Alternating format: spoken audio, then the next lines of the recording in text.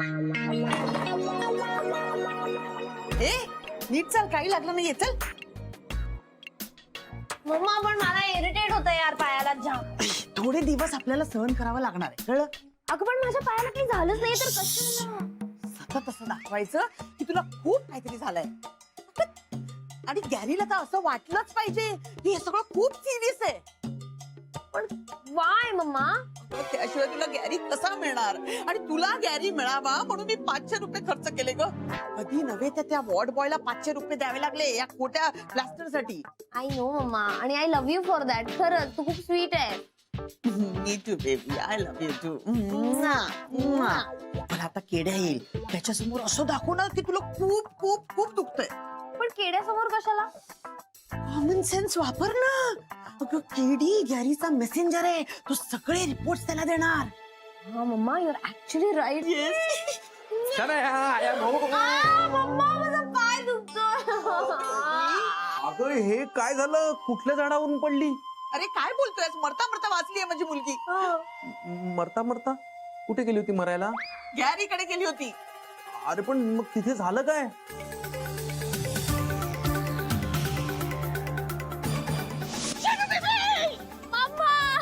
Baby please खाली उतर, please. चलो बेबी जाऊ दे बापू, प्लीज काहीतरी करावं.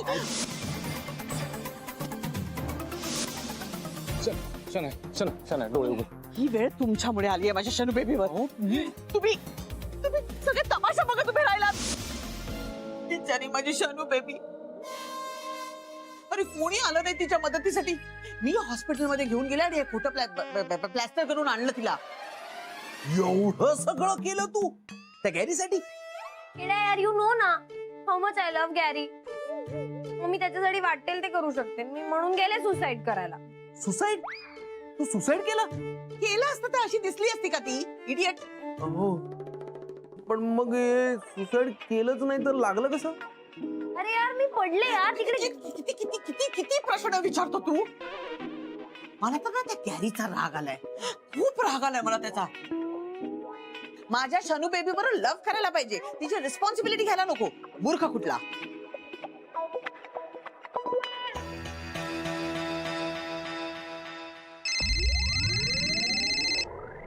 मूर्खच आहे. कोण? हे मोबाईल कंपनी वाले उगाच फोन करत असतात. पण शनाया असं का केलंस तू? हा किती वेडेपणा हा. असं सुसाईड वगैरे करता का कोणी? बरं झालं तू पायावर पडली. तोंडावर पडली असती तर तोंड दाखवायला जागा उरली नसती कुठे. अरे काय बोलतोयस काय? हा माझ्या बेबीची अवस्था बघतोयस ना. हा बरोबर आहे, सगळ्यांचीच अवस्था वाईट झाली आहे इथे. काय म्हणजे ही जी काही अवस्था झाली आहे ही गॅरीला कळायला हवी ना. त्याला कळायला हवं. त्याच्यामुळे काय होतंय, एक काम करतो मी, फोटो काढतो शनायाचा आणि पाठवतो गॅरीला. हा येस येस प्लीज केड्या. घे. हा हा वेट. पोच दे पोच. याची काय पोट देते? हा दुखतंय ना मग. मामा बाजूला वा. मी नको. हा पाठवतो मी. रेंज नाहीये इथे. मी रेंज बघतो जरा.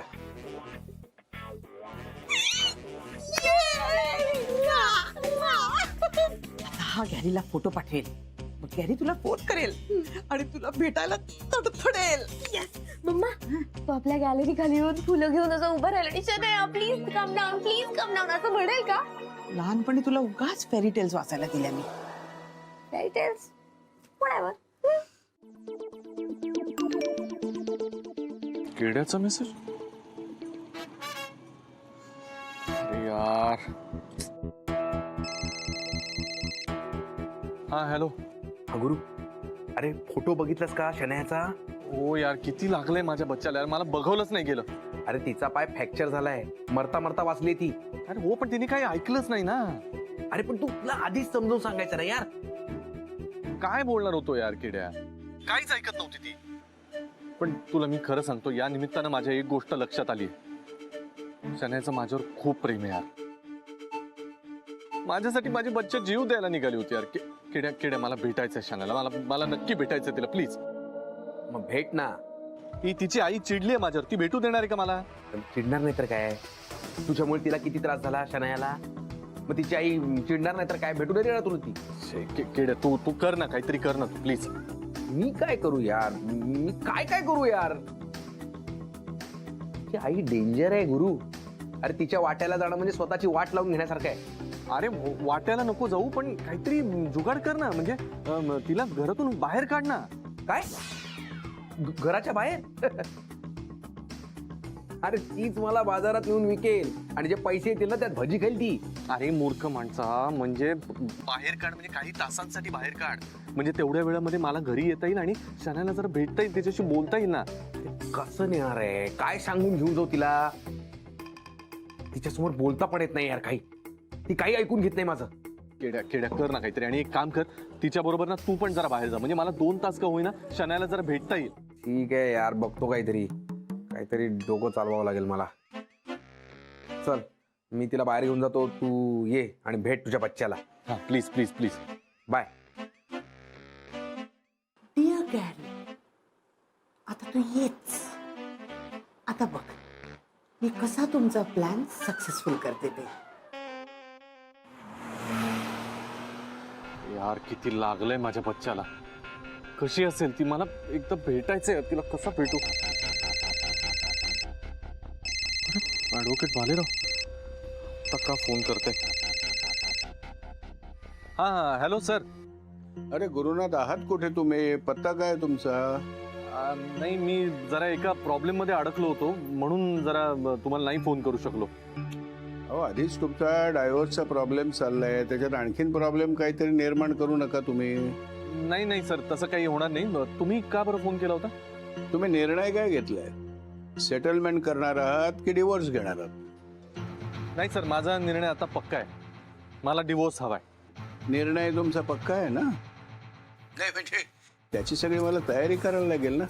नाही नाही सर, माझी खात्री पटली आता की माझ्या गर्लफ्रेंडचं म्हणजे शनायाचं माझ्यावर खूप प्रेम आहे, आणि आता काही झालं तरी मला डिवोर्स हवाय. काय सांगता? हा साक्षात्कार कधी झाला तुम्हाला? अहो, तिनं माझ्यासाठी फार हा बोला बोला. आज तिने तुमच्यासाठी काय केलं? म्हणजे तिने माझी खात्री पटवून दिली मला की तिचं किती प्रेम आहे माझ्यावर.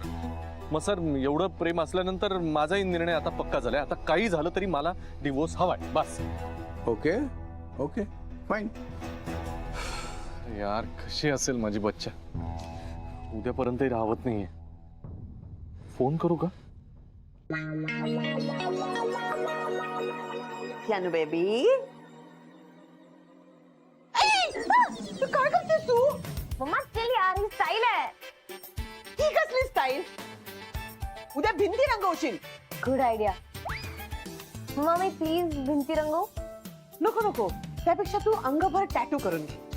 Better idea. शानू बेबी, काय ना? यार मम्मी काय करू, मला जाम बोर होतं यार. मम्मा ऐक ना, गॅरी येईल ना मला भेटायला? 100%. आता तो तुला भेटायला कसा तडफडत असेल माहितीये का? तुला सांगू, ऍक्च्युली गॅरी खूप चांगला आहे. Is a very poor guy, आणि मला तर वाटतं की तो जेन्युइनली प्रेम करतो माझ्यावर. ही रिअली लव्ह मी.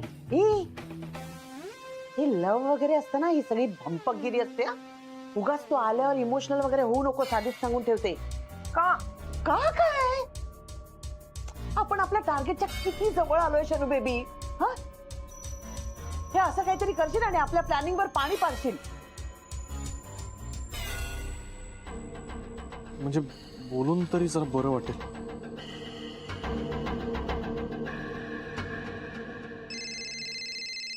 गॅरी, हा हॅलो बच्चा. बच्चा बिच्चा गेला खड्ड्यात.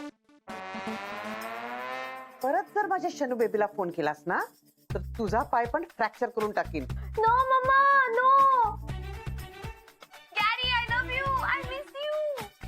प्लीज मला हेल्प कर, मला सोडव इथनं. Gary please. Shanu baby shut up, असं मारीन ना. हॅलो हॅलो हॅलो मॅडम, अहो तुम्ही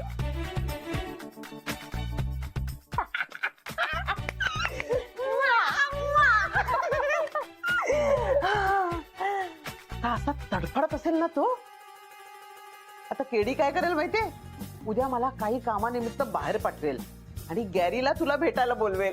सिरियसली? येस.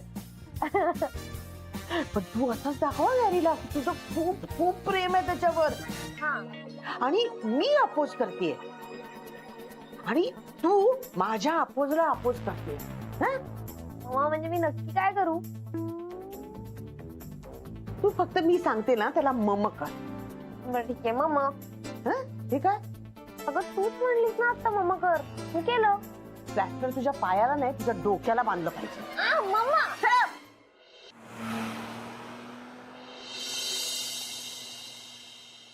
थँक्यू दादा.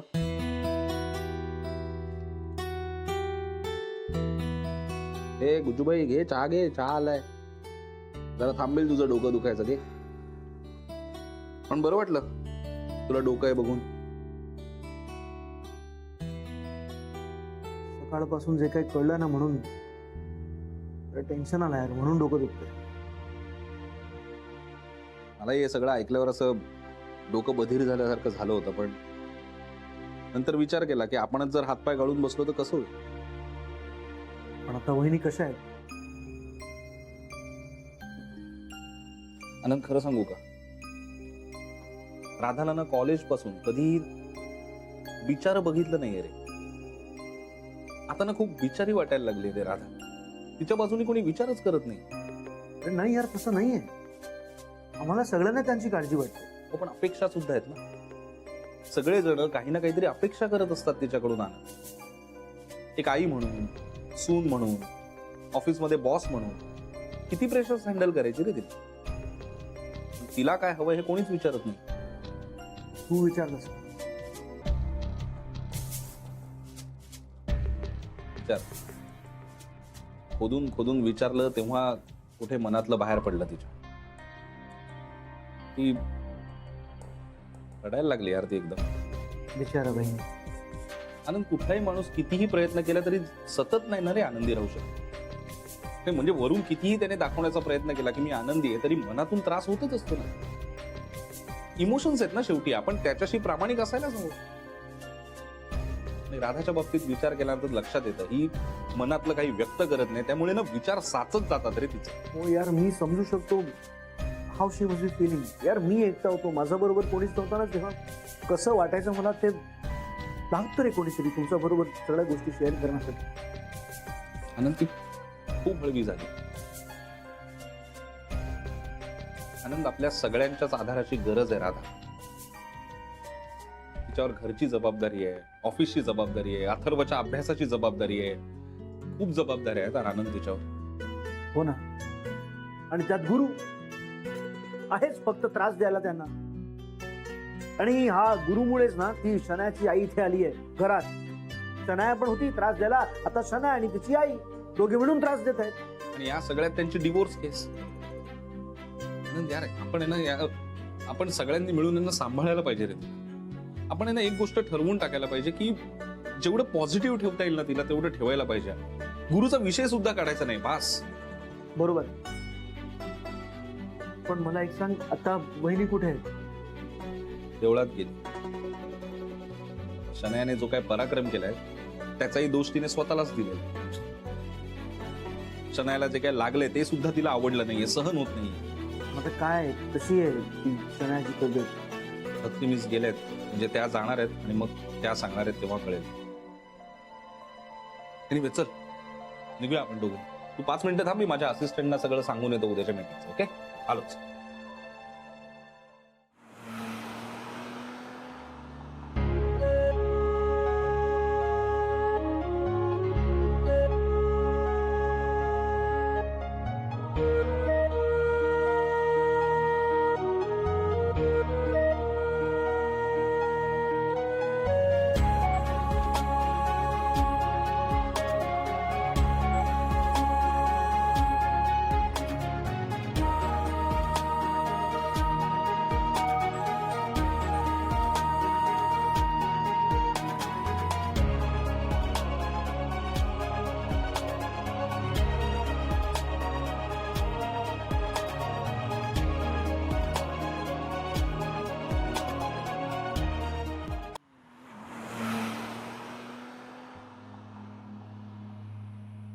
राधा नको ना ग, तुझ्या चेहऱ्यावर टेन्शन सूट होत नाही ग राधा. प्लीज हस ना प्लीज. कशी हसू? काय सारखं हास हास? घरात एवढे टेन्शन आहे, ऑफिस मध्ये कामाचं टेन्शन, यांच्या आणि शन्याच्या अफेअरमुळे ना डोक्याचा बुगा झालाय माझ्या. मी आता मला धड वेळ देऊ शकत नाहीये. कुठे कुठे आणि कशात कशात लक्ष घालू नये, कसला विचार करू मी? पण राधा, या सगळ्या गोष्टी तुझ्या आयुष्यात याआधी सुद्धा घडल्यात ना. मग आत्ताच का असे हातपाय गळले असते? कारण आता नाही सहन होत मला. नाही आता हे सगळं शक्य. सहनशक्ती संपलीये माझी. विचार करून सारख्या सगळ्या गोष्टी सांभाळून माझी सहनशक्ती संपलीये. आणि प्रत्येकाच्या अपेक्षा वाढतच चालल्या, त्या कमी होतच नाहीये. एक दिवस या अपेक्षांचा फुगा होईल आणि फुटेल. एखादी गोष्ट अति होते तेव्हा संपून जाते ना, तसं झालंय माझं. खरंय. नाही आता सहन होत सौमित्र, खरंच नाही. सारखं सगळी माणसं सांगत असतात मला की तू हे कर, तू हे कर, तू हे करायला हवंस, तू उभं राहायला हवंस, तू लढायला हवं. या सगळ्यातनं मी एकदा सुद्धा मला काय हवंय हा विचार नाही केला. एक्झॅक्टली राधा, तू आत्तापर्यंत हा प्रश्न स्वतःच्या मनाला विचारलाच नाहीये. तू त्या दृष्टीने विचारच केला नाहीयेस कधी. आणि राधा, तुझ्या आजूबाजूला इतकी काळजी घेणारी तुझी माणसं आहेत, तरी तू एकदा तरी त्यांच्याकडे मन मोकळं केलंयस तुझं? मन मोकळं करायला मन थाऱ्यावरती असायला. पण राधा, या बाबतीत आम्ही काहीच नाही ना करू शकत.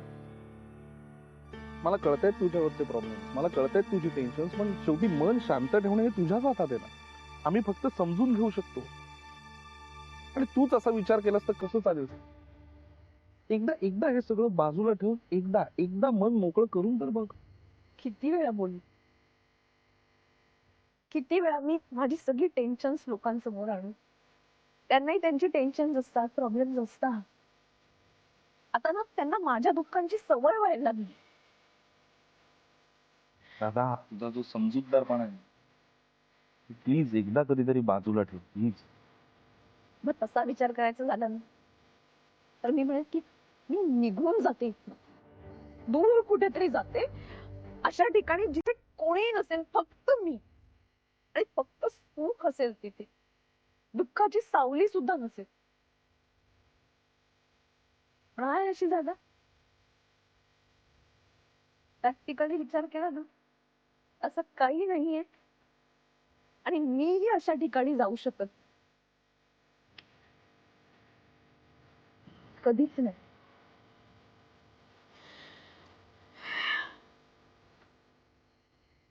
सौमित्र, मी जी बोलतेय ना, ते तुला विचित्र वाटतंय,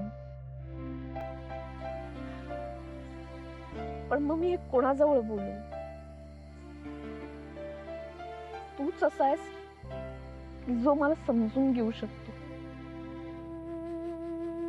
पण आता नाही सहन होत सौमित्र, आता नाही सहन होत.